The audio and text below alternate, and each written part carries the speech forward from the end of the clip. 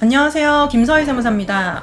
지난 영상에서 세무조사가 비정기조사로 선정되는 사유, 그 사유에 대해서 간단히 말씀을 드린 적이 있는데, 거기에 이제 연장선으로 이제 설명을 드리고자 하면, 사실 요즘 같은 경우 일반 소비자를 대상으로 하는 업종 중에서 대부분이 현금영수증 의무 발급 업종에 해당이 되고 있고, 그 업종은 또 점점 증가를 하고 있습니다.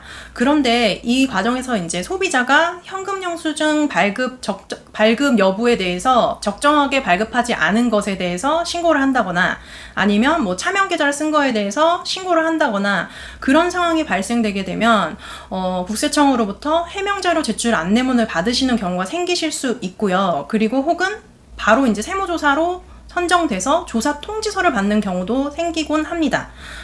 사실 요즘 흔히들 생각해 보실 수 있는 게 많이들 이제 건강관리에 관심을 많이 가지시고 있는데 뭐 요가라든지 아니면 필라테스 아니면 PT 이런 부분들이 일반 소비자를 대상으로 하는 업종인데 사실 레슨비 같은 경우를 뭐 계좌로 입금받는다든지 그런 경우가 또 많이 발생을 하잖아요. 그 과정에서 사업자 대표자의 계좌가 아닌 뭐 가족이나 직원들 계좌를 사용하시는 경우가 더러 발생을 할 수 있습니다. 그때 이 소비자에 의해서 이런 계좌 부분이 국세청에 신고가 들어갈 수 있고 이런 참여계좌 사용에 대해서 국세청으로 접수가 되게 되면 과세관청에서는 5개년도에 그 기간 동안에 입출금 내역을 조회를 하게 됩니다. 그러면 그 계좌의 5개년도 입출금 내역을 내가 소명을 해야 되는 상황이 생기시게 되는데요.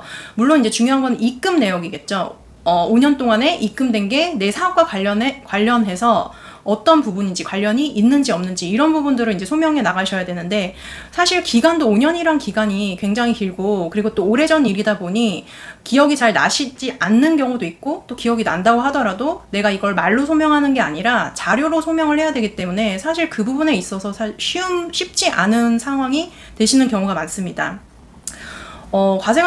과세관청에서 또 단연간 제가 또 일을 한 경험에 비추어서 말씀을 드리자면 명확한 그때 당시의 자료가 아니더라도 보충적으로 내가 준비할 수 있는 자료 한도 내에서 소명 자료로 또 소명을 해 나가실 수 있는 그런 방안들이 있습니다.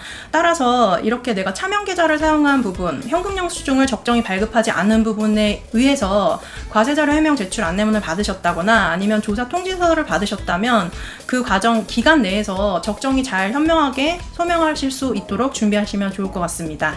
네, 오늘 영상 이상으로 마치겠습니다. 감사합니다.